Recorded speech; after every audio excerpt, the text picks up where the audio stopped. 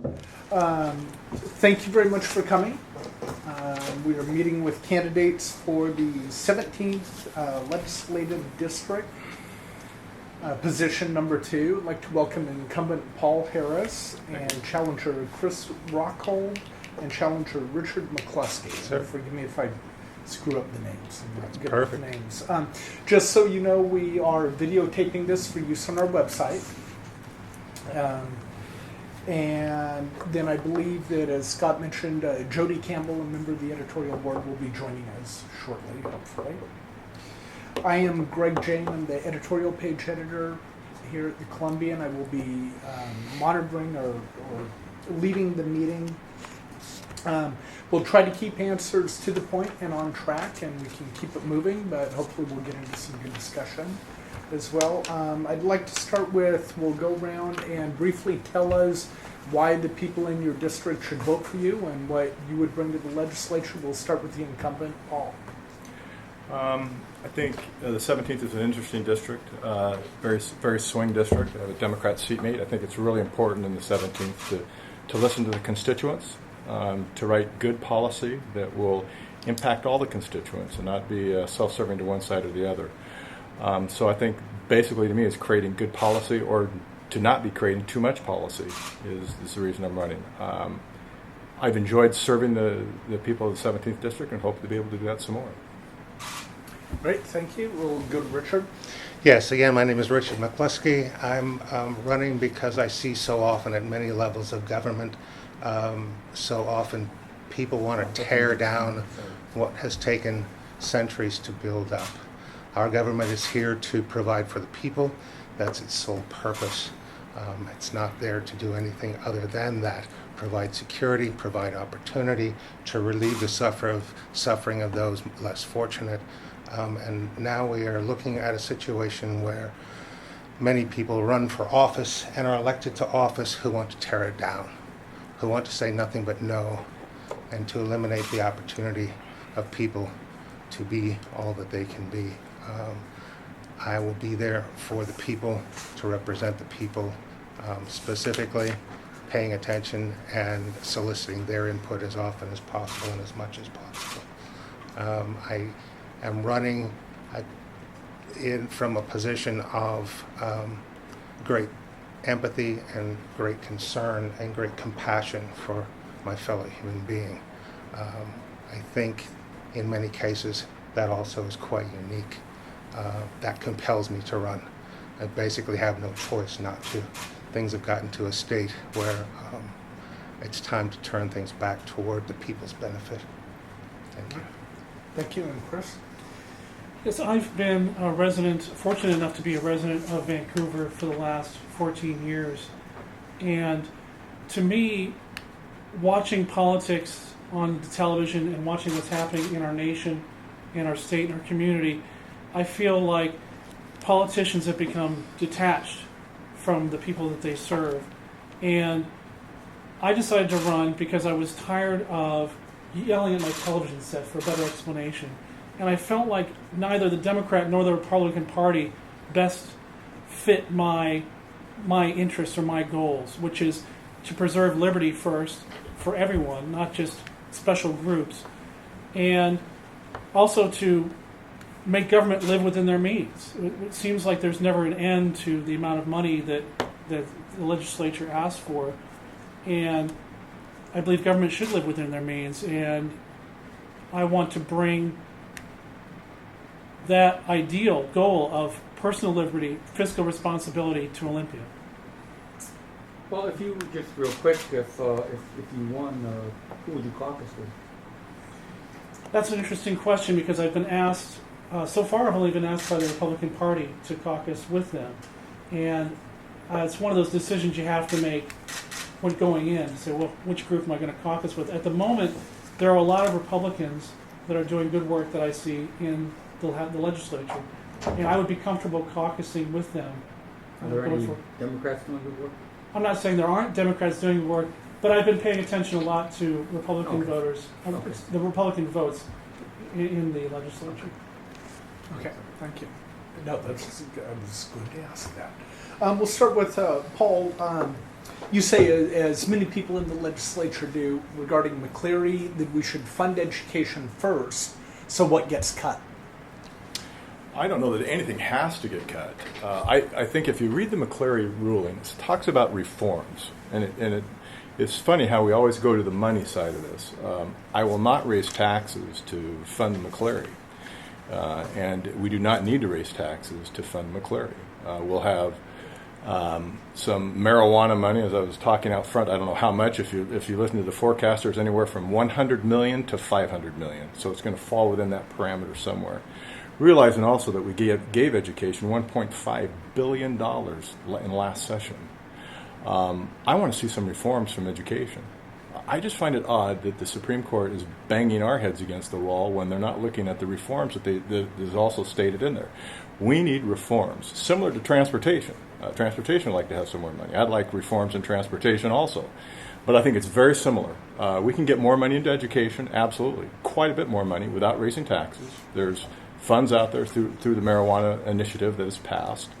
We're going to have to give some of that, I believe, to the counties and to the cities before we have a moratorium in our county and in our city, because I think, rightly so, as they're going to need a portion of that money to fund some things that are going to happen in the county and the city as we introduce marijuana. And so I think that there's ample funds there. We just need I don't think anything needs to be cut, to be honest with you. Well, you said the marijuana revenue could be anywhere from 100 million to 500 million. Yep. But you need to come up with 2 to 3 billion from McCleary. Not tomorrow. And not tomorrow. In the next 4 years. Good. And I think in the next 4 years, if it's 500 million, we're at $2 billion. Richard, thoughts on funding schools and the McCleary decision? Well, I don't think the McCleary decision ever would have happened at all if schools hadn't been so drastically cut in the previous years. I think that's been a shame and a crime.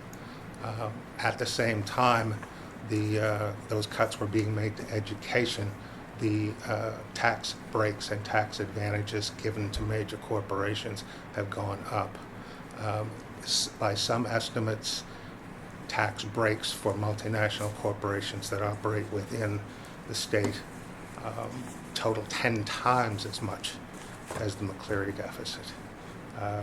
I see great advantage to tax breaks in some situations. It's very important that those options be available. However, many of them have probably outlived their usefulness. Many of them have probably outlived their usefulness as soon as they were issued. It'll be one of my goals to analyze each and every one of those in depth and find out which ones are to the advantage of the majority of the people and which are to the advantage of a small few. Those that are for a small few must go away, and that funding should go. Right, and I want to get back to that. First, I want to get Chris, your thoughts on McCleary and funding education. Well, there's 2 parts to McCleary that we need to look at. First is Article 9 of the state constitution, which was written in 1967. And perhaps we need to go back and revisit that article and see if it doesn't need to be amended. The second problem was House Bill 2261, which was passed in 2009, which specifically outlined what spending we were supposed to be at by now, which the state Supreme Court said, well, we're not meeting 2261. So I think we need to go back and revisit those laws and possibly that article to see. We have a lot of unanswered questions that the state hasn't answered. What is sufficient funding, or what is adequate funding? We need obviously to do better with K through 12, but there's ways we can be more efficient with that. My son presently is enrolled in online school, and I think that is an excellent tool for kids that are able to do that. And that's an efficient way to educate our children without relying on traditional brick and mortar schools. No, I'm sorry, that's for K through 12 or for higher end? No, it's K through 12. Okay. Yeah, K-12, the K-12 Right, I just online. wanted to Right. clarify. And I think that looking at ways to make our education system more efficient. We spend $2 billion on food service programs in our state budget. I think there are ways we can either outsource to private entities to get these things done, or look at ways that make things more efficient. I mean, looking through the state budget, there are so many places that it looks like where we spend $30 million just on an agency to try and figure out where we can cut waste. Now, I don't know what they've come up with. This was enacted most recently in the last legislative, outlined in 2015, that we've got this $30 million allocated to the Department of hold on, I'll find it here, where that section is here.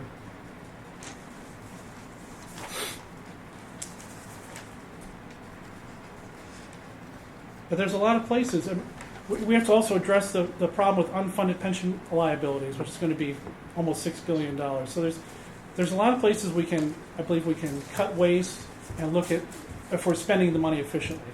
And it has to be line by line, going through the budget and seeing which programs should stay and which programs should go. Now, Richard, you mentioned corporate tax breaks. What did you think about the Boeing tax breaks?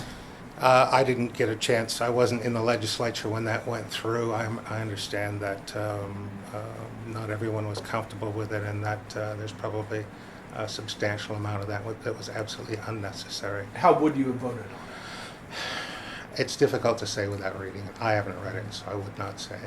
And Paul, your thoughts on that? Absolutely necessary. I voted yes, and I believe, having met with Boeing on that issue, what was interesting during that issue is Boeing sat down with the leadership team of the House Republican Party. Having been the minority whip, I was in on that meeting, and here I thought they would be beating the drum for that tax break, but what they really were there to discuss was fish consumption and the new impact that the new water regulations is going to have on Boeing. And so I thought it was a really odd paradigm that here Boeing was in the middle of this vote, and I thought they'd be lobbying for a vote on that issue when they were really more concerned about the erroneous water regulations that are going to be placed upon Boeing and showing what the impact that was going to have on Boeing. So I absolutely voted yes. It was an extension. It wasn't any new tax breaks. It was an extension of an existing break. That was vitally important to Boeing, and I guess we needed to decide how important is Boeing to the economy of the state of Washington, to helping those that are most vulnerable. If they pulled out here, what funds would we be missing to help those that needed it most? I think it was an absolutely essential vote, and I would stand behind that vote again. Chris, your thoughts on Boeing tax breaks? Yeah, $8.7 billion for a single company in order to keep those jobs here in Washington, which I'm not sure that we are keeping those jobs in Washington. But to go back to the Washington State Constitution for a minute, Section 12, no law shall be passed granting any citizen or corporation other than municipal privileges or immunities which upon that same term shall not belong to all citizens or corporations. In my view, even though the bill didn't say this tax break is for Boeing, Boeing was the only company that could have possibly qualified for those tax breaks. Now, I think if a tax break is good enough for Boeing, it ought to be good enough for a lot of other businesses as well. So the question, would I have voted for the tax break? No, I would not have.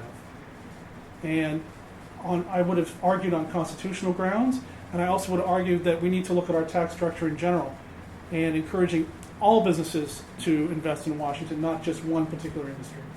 Before we leave the school issue, there was some news today from the Office of the Secretary of State. Initiative 1351 handed in some signatures, quite a few signatures today.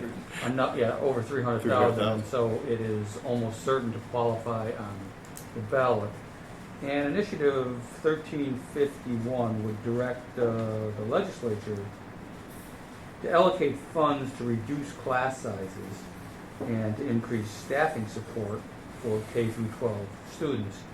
Now, when I asked Brian Zylstra, the Deputy Communication Director of the Office of Secretary of State, if there was a specific area that the initiative was going to ask the legislature to get the funds from, Brian said, that's a good question. And looking through the initiative text, it doesn't identify a funding source to pay for reducing class sizes. The initiative's ballot title says the measure would direct the legislature to allocate funds to reduce class sizes. So the question on the table, we're going to have this initiative. We'll see whether it passes or not, but if it passes, and now the legislature is going to be directed by this initiative to find these funds, and let's assume for the sake of argument that's going to be a chunk of money. What do? How do you do it? And are you going to vote in favor of or against this initiative? Start over here. I actually will vote against this initiative, and I'd like to further point out that I am not a huge fan of the initiative process itself. I like the referendum process, but the initiatives, we are a constitutional republic, and we elect representatives to represent us in Olympia, Washington, D.C., and at the local level. The initiative process, to me, is a justified mob rule. If 51% of people want something that's on the ballot, it passes, and we all have to suffer the consequences of that initiative. So while it sounds good, yes, an initiative, the voice to the people, but we are not a democracy. We are not a pure democracy. We are a representative republic, and that's why we have elected officials who make these decisions. So it is an initiative. It is going to be on the ballot. I'm going to vote against it. And I believe those decisions should be left to legislators. Okay, but if it passes, okay, Right. fair enough. Now, Right. if it passes, what would you do? Well, we've got to. It's going to become law, so we've got Right. So And we've so, do you raise taxes to get to definitely this not yet? raise taxes.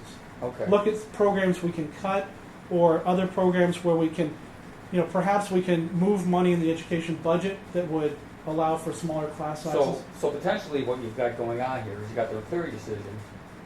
Hey, let's find $2 or $3 billion, and now this would be an add-on to the McCleary decision.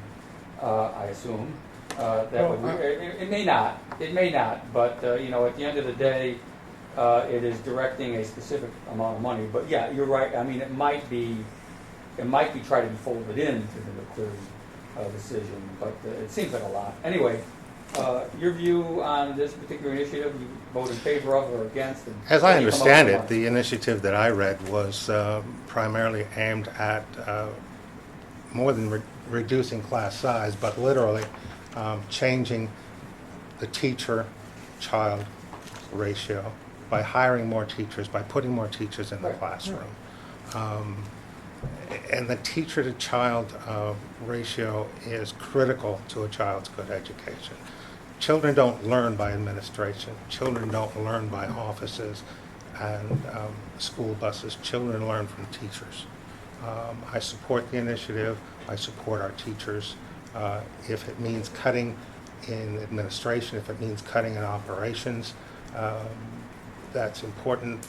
That will need to get done in order to follow the wishes of the people if they pass this initiative. Would you raise taxes to get it done if you had to? I would be opposed to raising taxes until it became the last resort. As the last resort, I would consider it, yes. All right. And Paul? So Yeah. you and I chatted just briefly, but McCleary actually does address classroom size. I think what's actually happened here is they're banging our heads again, saying, you might probably going to come closer to our top priority now in McCleary is taking a look at classroom sizes, and are we going to allocate those funds right away and try to reduce classroom size? That's what it looks like. We had discussed classroom size already. It is going to continue to be discussed. How would I vote on it? That's a great question. Honestly, I haven't looked at the whole initiative, so I would need to do that. But we're going to, if it passes, once again, we're going to come up with the money. We were going to come up with the money for McCleary. The question is how fast and how much, and am I going to end up in jail? So, Well, that could be for a lot of different reasons. hey, come on. So I think we will come up with funding for McCleary. The question is just how fast and how much, to be honest with you. But classroom sizes was addressed in McCleary. So I find this an interesting initiative, and I think, once again, they're really, and I applaud them in a way. I guess I am kind of a fan of the initiative process in a way. If you can get 51% of the people to sign on to something, and if it passes, then I think we need to take a look at. That's my job as a representative of the people. If it passes, I look at certain initiatives within my district and how they performed on the last ballot. Marijuana didn't pass in the 17th district. So this isn't quite in your wheelhouse, but since Go you ahead. made that point, Yeah. let's say, for example, that initiative passes to reduce the number of days that fireworks could be set off, would you jump on that and make that happen? You mean if it would pass in the district? Right. I think it would be something I would have to take a serious look at, yeah. Well, but I'm serious look, I mean, would you do it? I mean, it passes. If it passes, I probably wouldn't be the poster child to sit down and write the legislation, no. If it came through, if the legislation was written through, I would look at my district and say, hey, my district wants me to vote for that, I would most likely vote for that, yeah. Yeah. Okay, good.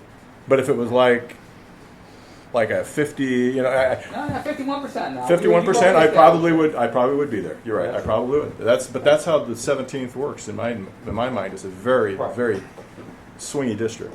And I don't want to quite let you off the hook That's all right. in terms of this initiative. You said you'd have to look at it. I really would. Though. I haven't Well, read, I know. but I haven't read all of it. To be honest with you, I I know. probably most likely would vote yes Okay. because we're going to come up with. I believe classroom size was very specifically addressed in McCleary. We're going to have to deal with that anyway, Okay. and so I probably would say All right. I'm going to have to deal with it. I better All step right. up and deal with it now. Thank you. So, Appreciate yeah. So we're now sitting in the wake of a lot of community discussion about transportation. And I would be interested in having a paragraph, more or less, from each of you on kind of where you see the situation now and what you think should happen next. Do you want to start? With transportation, the state as a whole, you mean? No, I'm thinking about things that would impact the local area here. Well, we definitely need a bridge or possibly two bridges across the Columbia. And I would argue that we don't necessarily need to replace the I-5 bridge. Some people have said we could refurbish it for the cost that it would take to tear it down. And whether or not that's a true statement, I haven't evaluated that. But I do feel as though we need more. When you look at Kansas City, Kansas, or Cincinnati, Ohio, and going across the river there, or the Ohio River, there's a lot of cities comparable in size to Portland and Vancouver that have many more bridges and ways to get back and forth than we have. I mean, two bridges for a large metropolitan area and Vancouver, and there's got to be a way to expedite that flow of traffic. And I've looked at the Third Bridge Now project, which to me seems like a sound, well thought out project. I know some people have said, well, there's not blueprints yet, or there's not. Well, but these people have obviously thought things out and looked at the Are you data. speaking of the 192nd corridor proposal or the Richfield proposal? No, I'm talking about Third Bridge Now specifically talks about an arterial freeway which would bypass around northern downtown The Vancouver. common sense alternative project. Yes. Yeah. Okay. And then would go out to the industrial area of Portland, which Mhm. would bypass a lot of the freight traffic. And to me, that seems like a common sense approach. And I think we should look at another bridge, 192nd or somewhere in that area, and for those folks that travel, between the east side of Portland and the east side of Vancouver. What part of town do you live in? I live in Orchards area. Okay. Yeah. And he and I are neighbors. Oh, there you go. 3 blocks down. The transportation situation here has been obviously bothersome and rancorous and difficult, and it's extremely distressing that it became so politicized. Particularly the CRC got kicked back and forth and chewed up and spit out and chewed up again until it became something unlike anything anybody ever imagined, and became difficult for many to support. It's tragic. I think the greatest loss in this whole rancorous contention was the fact that we left $850 million of federal funds sitting on the table. I think that's inexcusable and was totally unnecessary. That project could have easily gone forward, provided thousands of jobs, eased the traffic burden of people going to and from work across that bridge every day. I think we're fortunate that that bridge is in relatively good condition, but it is too small. And either a replacement or an enlargement must be done in the long run. I think we have a few more years out of that bridge, so again, we're fortunate there.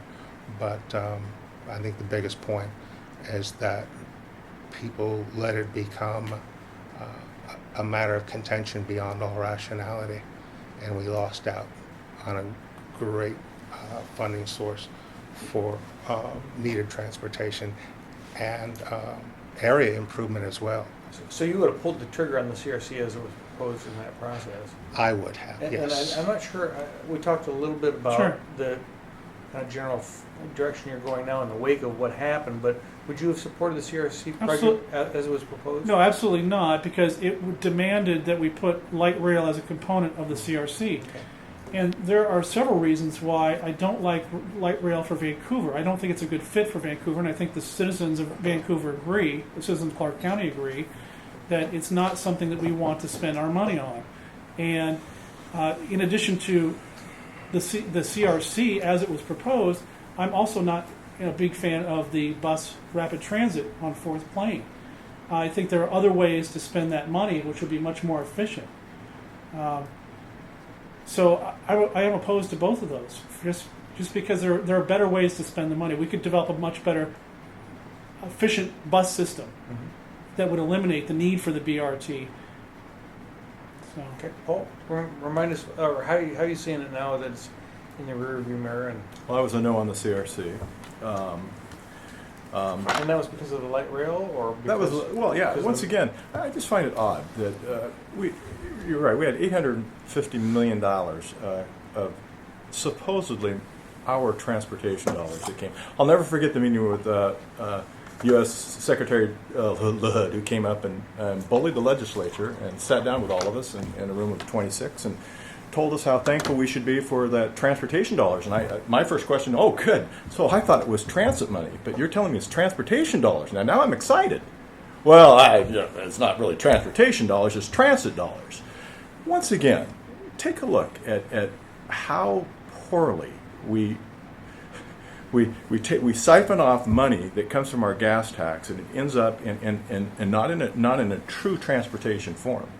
I actually agreed with Mr. Rockhold here on almost all issues. I'm not a big fan of BART, of the rapid bus transit, and I'm certainly not in favor of light rail, as the voters have voted that on several times. I would have been happy to take the $850 million in transportation dollars and build us a bridge. Absolutely. But that wasn't the cake that we got. We either take the money as transit money, which I asked where that money came from, and it came from all of us with our gas tax, which I find odd, and take it in however form the federal government wants to give it back to us. And that wasn't the form I wanted it in, and nor did the voters in the 17th district. So they voted no on light rail, and I think I took the right vote for those people and would take it again. Now, how we want to deal with it going down, I think we need a third bridge. We need to diffuse traffic off the interstate bridge, although realize there is fewer people traveling the I-5 bridge today than there was 15 years ago. So be cognizant that transportation has already changed. We have fewer people driving on the I-5 corridor than we did 10 years ago. And those numbers still, when we got the transit numbers, were still down.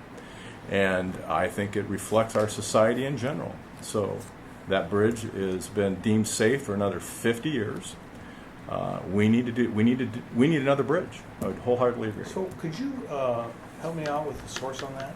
Source on what? On fewer people traveling the interstate 5 bridges? Just get with the Oregon ODOT. They will produce the number of cars that are going across the interstate bridge today as there was 10 years ago, and take a look at it. Yeah. I would like to add one more thing to that. I applaud Mr. Harris for turning down that project. The other thing I'm adamantly opposed to is tolls going down the I-5 corridor.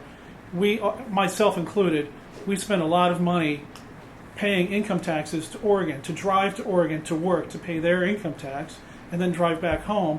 The last thing we need to add to that is a toll to penalize people for working in Oregon.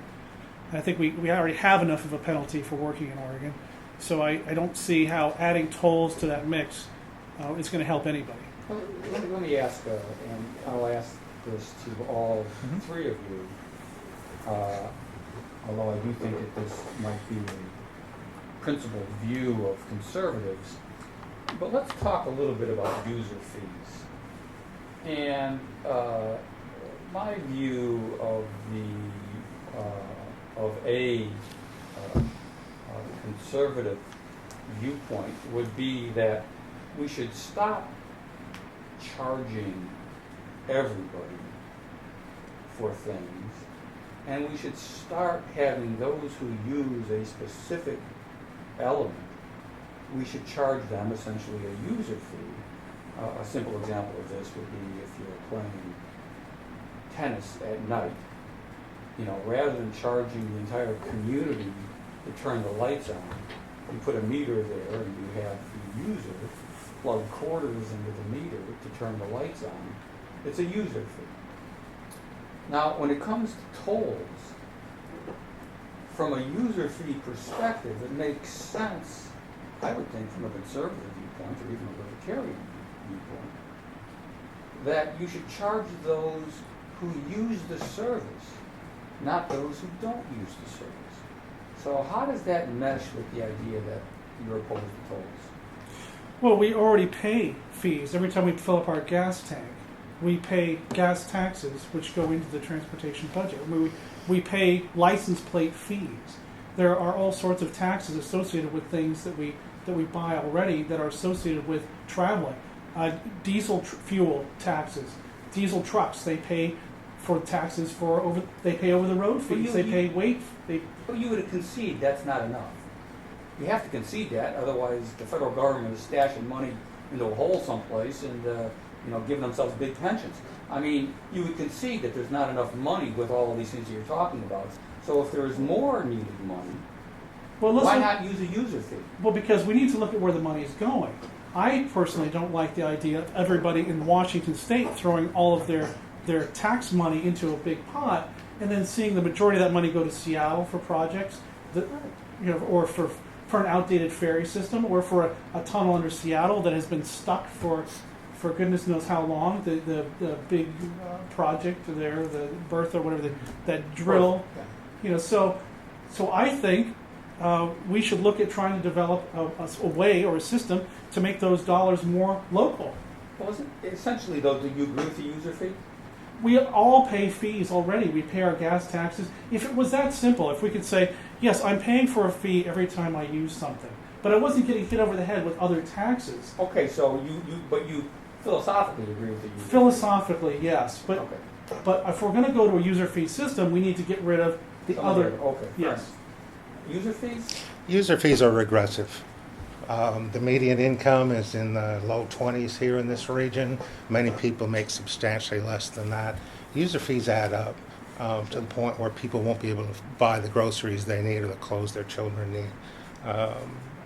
As a society, I think that it just makes sense for us to provide those things that we all share. Okay. You talked earlier about BRT. You talked earlier about light rail. These are the people's transit. People who can't afford a car, people who need to get to school, people who need to get to work.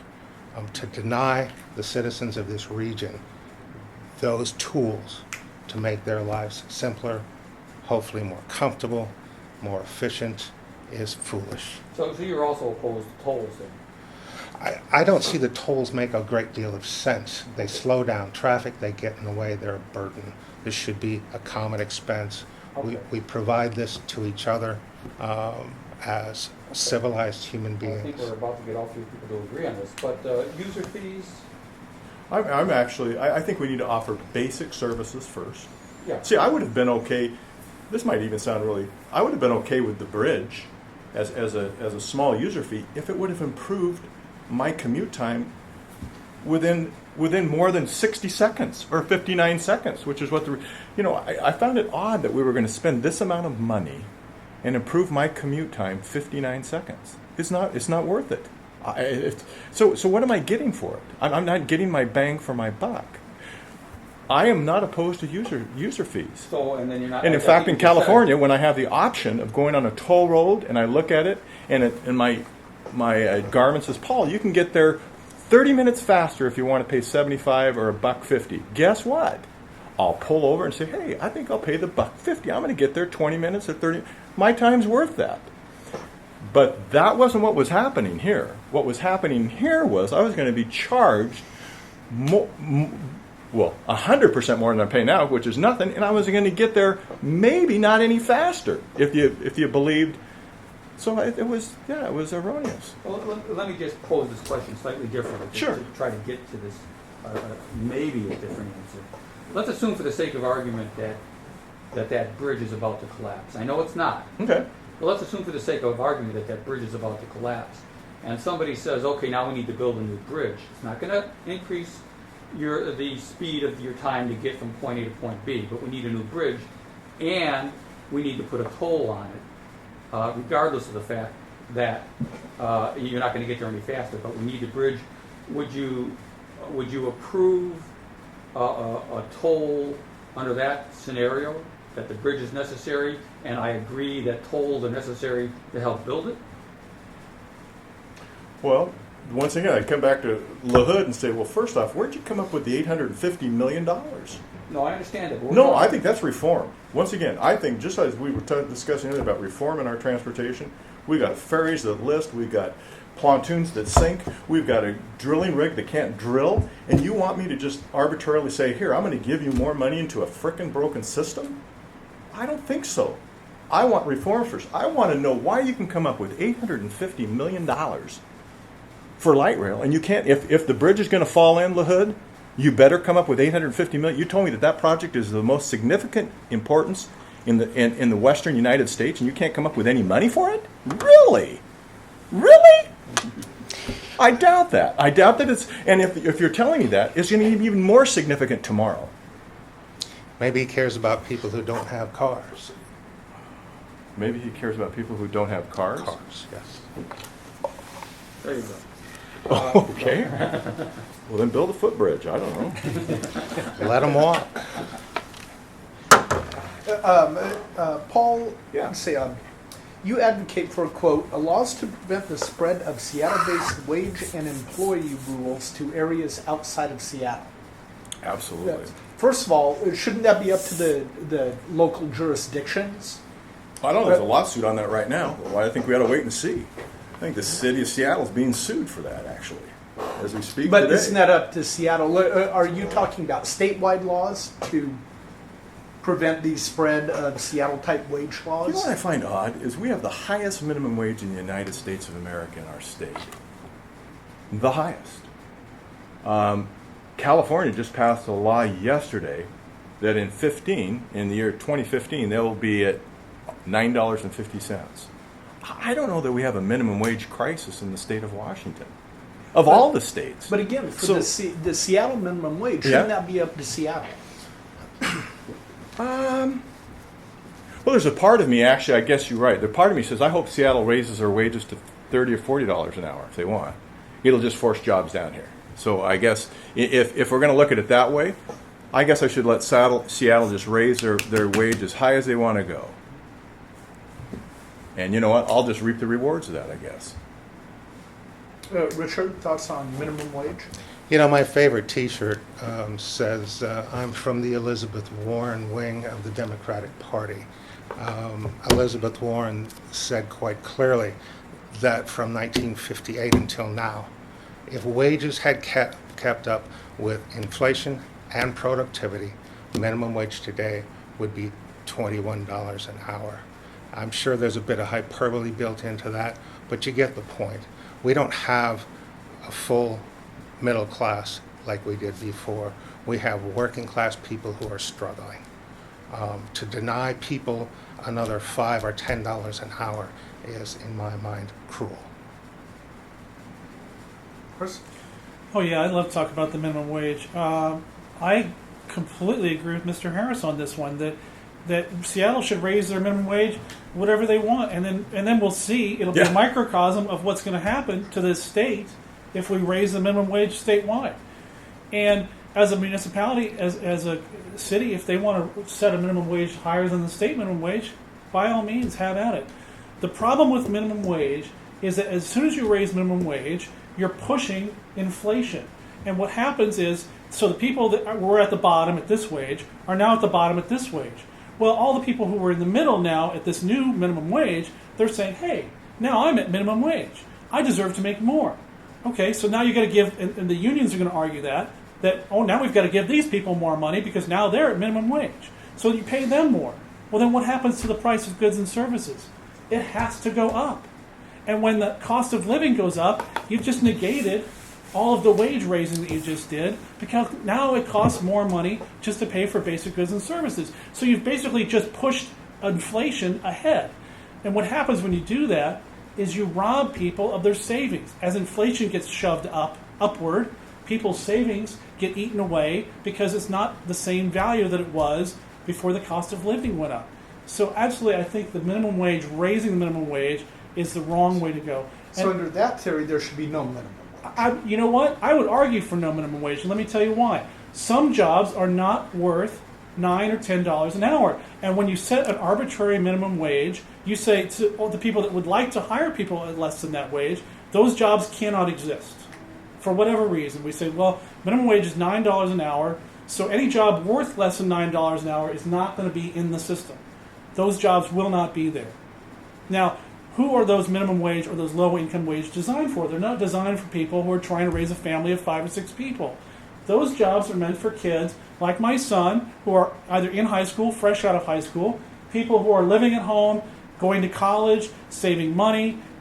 Those are the types of people that should be in those jobs. If you're at Walmart or McDonald's and you're working for minimum wage, that's never designed to be a family wage job. If you want to make more, then go back to school or learn a trade or better yourself so that you're more in a capacity to earn more money.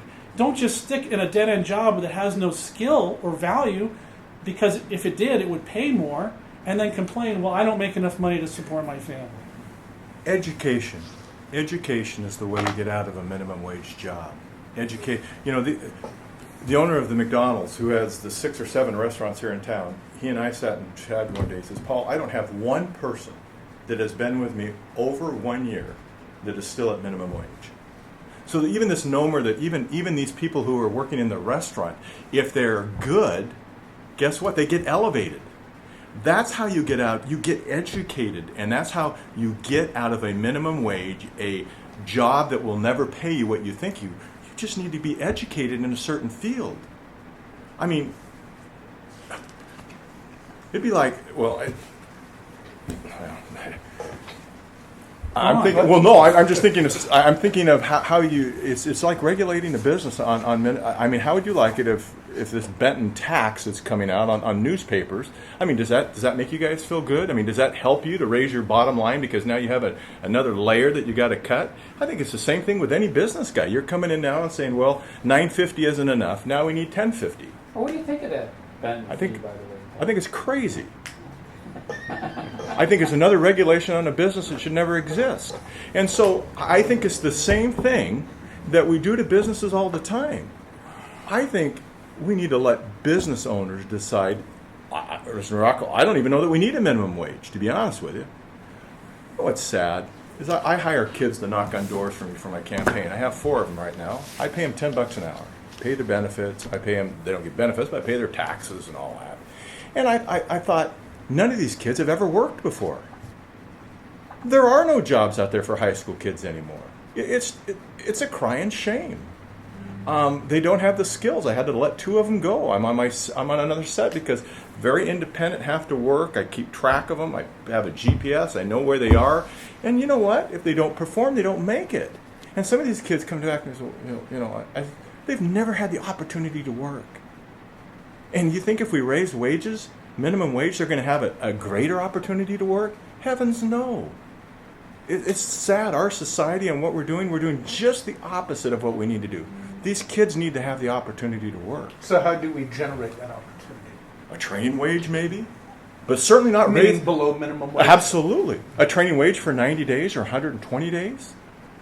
So they absolutely develop the skill set first, and then maybe we can justify that wage? But I can guarantee you if you raise minimum wage, there will be fewer jobs. What both of these gentlemen forget is that the vast majority of these minimum wage jobs are held by single-parent family heads. They're trying to feed their family and clothe their family on these minimum wage jobs. They aren't teenagers taking these jobs. When you go to McDonald's, when you go to Taco Bell, when you go to the gas station, there's adults out there working those jobs. People in their 30s, people in their 40s, because their jobs have gone to China. Now they're taking these jobs. That's why there aren't jobs for these young people. skill set, skill set, skill set. I think you're impoverishing these people. If that's the attitude that we just need to raise the minimum wage and then they can make a living wage doing a menial job, how sad that is. We're teaching them exactly the opposite of what we need to teach them. Get educated, get a skill, get yourself out of poverty. Absolutely.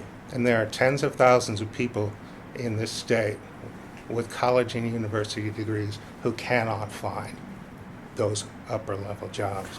They're selling cars. It's interesting They're you say selling that. insurance. So they're working at I McDonald's. gave a speech. I sat and was doing the interviews for those that were going into social work, and all of them had their master's and PhD, and they were complaining with what their starting salary was with a social worker. Some of them with their master's and PhD at $35,000 to $40,000 a year. And I says, shame on you. Did you ever check into the field before you got into it on what it paid?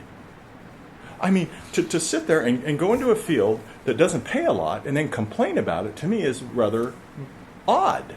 I think if you want to make a lot of money, then you better check the field out that you're getting into and what skill set it takes. Because some jobs, not all jobs, make $50,000 or $60,000 a year. They're just not even set up for that. So if money is important to you, I suggest you get educated in a field that where you will make more money. And it's not being a state legislator. That's true. Environmental service. Everybody agrees on that. Paul, did you apply for the environmental service director job at the county? I absolutely did not, sir. Oh, okay. But that makes some good. That makes some good money, and if I noticed we had a little settlement on that, and I just wish, as you asked me the very first time, they should have gone through the proper procedure on hiring anybody. You don't break protocol to hire anybody. Yeah, I'm not sure you needed to apply for that job. It just Right. materializes. Nah. I wasn't interested in that job. So, I am not. So. Great. Well, any other questions? Not from me. Gentlemen, we'll go through kind All of. right, Lou's laughing still. Oh, I've got plenty of questions. Yeah, I'm sure you do. We'll go around the table again. One, if there are any important topics we didn't touch upon, let us know. And kind of give us your final sales pitch. We'll start with Chris. Well, the one topic I came in here all prepared to talk about, and we didn't even touch on, was the oil terminal. And do we have time to even discuss that? I mean, that could be another one. We could go quite a long ways. Well, do it brief, but I think that's fair. Whether you would approve it or not approve it if you had the ability. Right. No, Paul's having way too much fun. No, Rockhold, we slid by one, Rockhold. Now you brought it up. I just asked this question at the last editorial board meeting about 2 hours ago. Oh, on okay. oil terminal volume. Okay, But no, it's a good. All right, No, go ahead. Valid issue. The problem with the oil terminal that I see, and the only thing that would keep me from voting yes on the oil terminal, is the fact that we're using outdated rail cars to transport this oil from the Dakotas into Vancouver. And once you get that problem resolved, then it's not so much an environmental concern. Now it's let's get people to work. So the way it stands right now, I would have to say no, because I don't believe that the rail companies are taking enough precautions with these outdated rail cars. And the problem is they're not sealed properly for the oil that contains the natural gas in them. And that's why you're having so many issues. But they need to modernize those rail cars and replace the old one. So you're a yes if they get the rail car. Once they get this concern Okay. fixed, then yes, I'm for it. Oil terminal? Oil terminal is absolute no. You know, we're addicted to petroleum. We're forced to be addicted to petroleum. It's long past the time when we need to rely on renewable energy in all sorts of different forms. New equipment, new ideas, generating energy from the sun, generating the energy from the wind, from the river. To put an oil terminal here continues that antiquated energy system that in the long run is continuing to destroy our environment, is continuing to change the way the weather patterns travel and act. And in reality, every train that rolls through here with a load of oil can be equated with the destruction of some child's home somewhere in the world.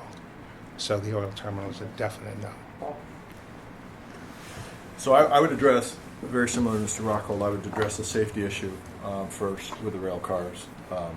I believe after I went to Wyoming and visited the coal and watched how they excavate coal and how that was brought.